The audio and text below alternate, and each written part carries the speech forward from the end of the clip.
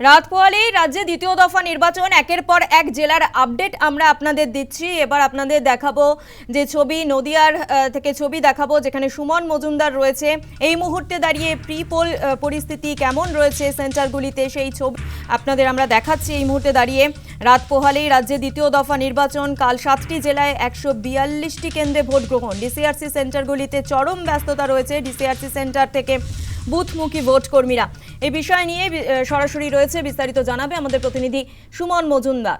সুমন, এই মুহূর্তে দাঁড়িয়ে, কারণ আগামীকাল অর্থাৎ রাত পোয়ালেই রাজ্যে দ্বিতীয় দফা নির্বাচন, একের পর এক জেলার আপডেট আমরা তুলে ধরছি। এই মুহূর্তে তুমি যেখানে রয়েছো সেই পুরো জায়গার পরিস্থিতি বর্ণনা করো।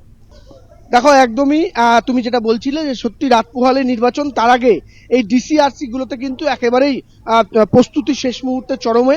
এই মুহূর্তে কাউন্টারগুলোতে দেখো যারা ভোট কর্মী রয়েছেন এবং যারা এই কাউন্টারগুলি থেকে ভিভিপ্যাট থেকে শুরু করে বিভিন্ন যে মেশিন রয়েছে সেগুলো নেওয়ার জন্য এই কাউন্টারগুলিতে সেগুলো আসছে আস্তে আস্তে।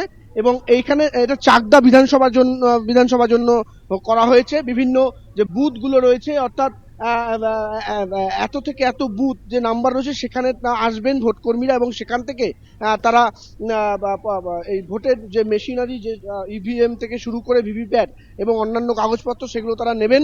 এবং ইতিমধ্যেই একটু বেলা বাড়লে এই ভিড়টা চোখে পড়বে। এখন কয়েকজন করে আসছেন ভোট কর্মীরা এবং সেক্ষেত্রে আমি কথা বলবো একজনের সঙ্গে। আপনি কি প্রিসাইডিং না পোলিং হবে? প্রিসাইডিং।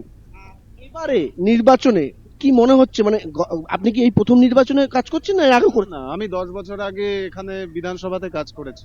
এবারে নির্বাচনটা কি মনে হচ্ছে, কিরকম? পিসফুল হচ্ছে, এই পিসফুল হচ্ছে। এবারের যে বিভিন্ন কড়াকড়ি বা নিরাপত্তা, সেই নিয়ে আপনারা কি বলবেন? এতদিন তো নির্বাচন করিয়ে এসেছেন আপনারা। আমি 16 সালে কল্যাণীতে করেছি আর 21-এ রানাঘাটে করেছি। কম্পারেটিভলি কল্যাণীতে কাজ করে অনেক আরাম, মানে এদের অর্গানাইজেশনটা অনেক স্ট্রং আমার মনে হয়েছে। এবারে নিরাপত্তা নিয়ে, ব্যবস্থা নিয়ে আপনারা কি খুশি? এবার দেখুন, নিরাপত্তার মধ্যে দিয়ে এখনো তো চলিনি, সবে আমরা এখন এসছি, ভোটটা করি, তখন বলতে পারবো। হোপফুলি ঠিক হয়ে যাবে সবকিছু। একদমই তুমি শুনলে যে তারা এসছেন এবং বিগত দিনে যে নির্বাচন তারা করেছেন তার থেকে কিছুটা হলেও আলাদা। কারণ এবারের নির্বাচন কমিশনের পক্ষ থেকে বারবারই যেটা বলা হচ্ছে যে একেবারেই পিসফুল, অর্থাৎ অবাধ শান্তিপূর্ণ নির্বাচনের লক্ষ্যে তারা বিভিন্ন রকম পদক্ষেপ নিয়েছেন। সেক্ষেত্রে নিরাপত্তা ব্যবস্থাও প্রচুর কঠোর করা হয়েছে এবং ভোট কর্মীরা যাতে সুস্থভাবে বা কেন্দ্রে যেতে পারেন এবং সেখান থেকে ভোট নিয়ে তারা আবার রিসিভিং সেন্টার যেখানে জমা দেবে ইভিএম গুলো, সেগুলো যাতে রাখতে পারেন সেই ব্যবস্থা করছেন। ইতিমধ্যেই আস্তে আস্তে তৎপরতা শুরু হচ্ছে, তবে যত বেলা বাড়বে তত আরো ভিড় বাড়বে। এবং এই নদিয়া জেলায় মোট 17টা বিধানসভা কেন্দ্রে ভোট গ্রহণ রয়েছে। মোট 5100-রও বেশি বুথ রয়েছে এবং সেখানে কিন্তু দুটো পুলিশ ডিস্ট্রিক্ট রয়েছে। সেখানে রানাঘাট পুলিশ ডিস্ট্রিক্টে 128 কোম্পানি কেন্দ্রীয় বাহিনী এবং কৃষ্ণনগর পুলিশ ডিস্ট্রিক্টে যেটা রয়েছে 157 কোম্পানি কেন্দ্রীয় বাহিনী নিরাপত্তা রয়েছে এবং দুই পুলিশ জেলার মিলিয়ে প্রায় 5000 রাজ্য পুলিশ রয়েছে। অর্থাৎ নির্বাচনে নিরাপত্তার দিকে কোন রকম খামতি রাখতে চাইছে না নির্বাচন কমিশন, তাই তৎপর রয়েছে।